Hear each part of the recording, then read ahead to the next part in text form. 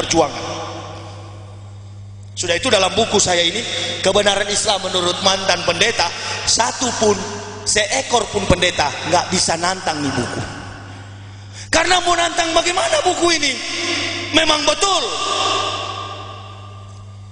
Seorang profesor perjanjian baru di Manado, dia cuma katakan sama saya, Yahya, kalau kamu sudah masuk Islam, nggak usahlah ungkap-ungkap agama kita.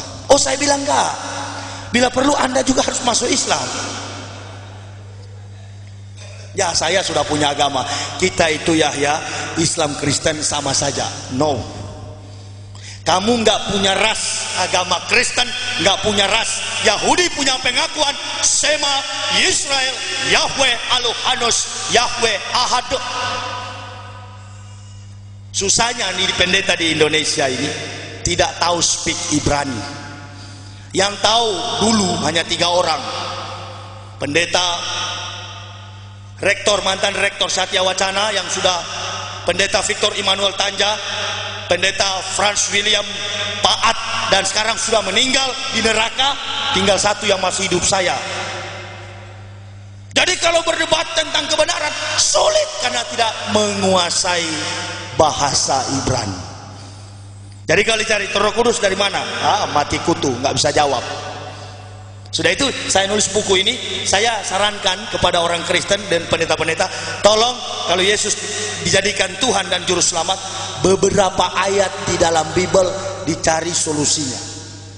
Bahkan saya sarankan kepada Alkitab, Matius 3 ayat 11 sampai 17 ditukar dengan Matius 13, dengan Matius 11, pindah ke atas, dari atas ke bawah, bawah ke atas. Saya sarankan begitu. Karena memang pemahaman saya, kenapa saya masuk Islam? Karena pemahaman saya sudah tidak cocok percaya kepada majalah Bobo. Majalah Bobo itu hanya boleh digunakan oleh anak yang berusia 0 sampai 7 tahun. Saya sudah 36 tahun, sudah cukup pakai majalah Bobo, bohong-bohongan, dongeng-dongengan, stop.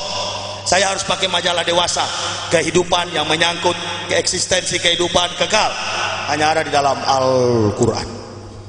Jadi kalau orang bilang, oh Al-Quran itu kan rekayasanya Nabi Muhammad, ini teologi Kristen.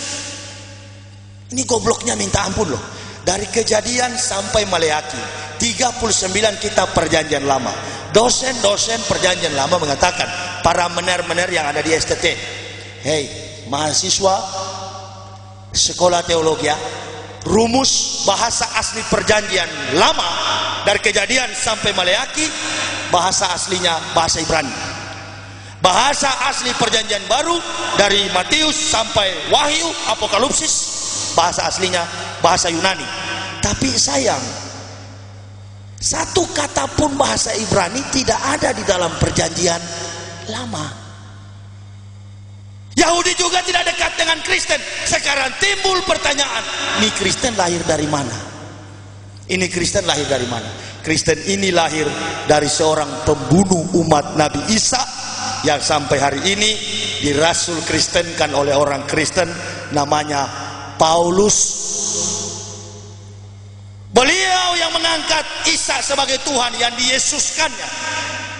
Sudah itu saya tidak pernah mengatakan Yesus yang di dalam Bible itu Isa. Enggak. Biar saja itu Bible dia. Dia mau tuhankan Yesus, dia mau tuhankan tembok, dia mau tuhankan batang kelapa, dia mau tuhankan genteng. Silakan, tapi tolong jangan Yesus dikait-kaitkan dengan Isa. Selama ente akui Yesus Isa, tetap saya gempur, karena Isa itu harus dibela sebagai nabi Allah Subhanahu wa taala. Saya dibela oleh Allah kalau saya menolong agama Allah. Karena tidaklah sah iman seorang muslim kalau tidak beriman pada salah satu kitab yang diturunkan Allah.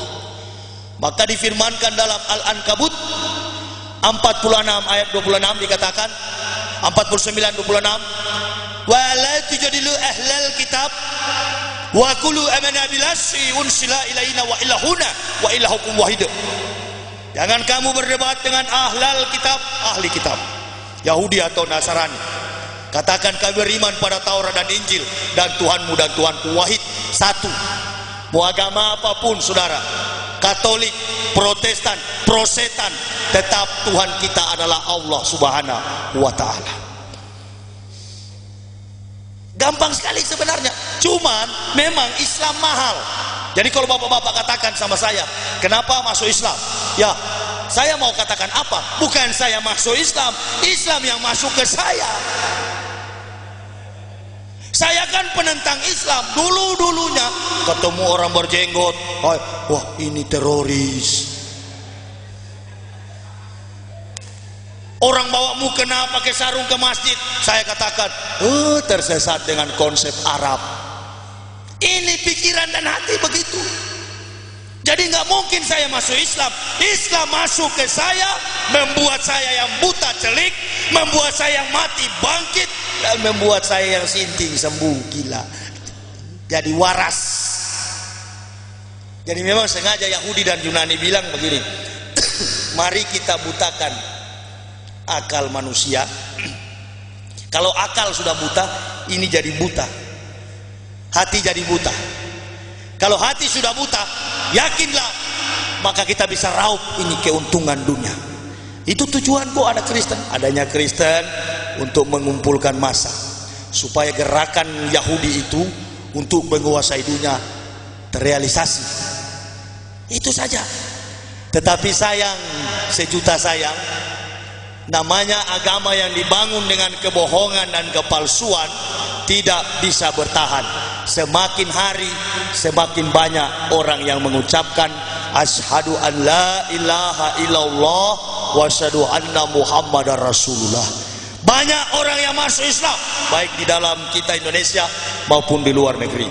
Orang sudah meninggalkan gereja. Di Amerika orang jual itu gereja, bikin pub, bikin diskotik, restoran, dan rumah-rumah makan. Habis. Karena orang tidak mendapatkan kebahagiaan, orang tidak mendapatkan ketenangan, kegundahan, kegalauan, kekecewaan hati. Walaupun melimpah harta, manusia tidak dapat ketenangan itu. Hanya satu manusia dapat ketenangan itu, ketika mengedepankan pengakuan Allahu Akbar, sholat 5 waktu. Saya rasa sendiri, ini sholat cuma 5 menit tapi beratnya minta ampun. Hayya 'alas shalah, marilah sholat, tetap masih tidur karena padahal cuma 5 menit. Tapi dulu waktu di Kristen sampai melompat tepuk tangan 5-6 jam. Asik men.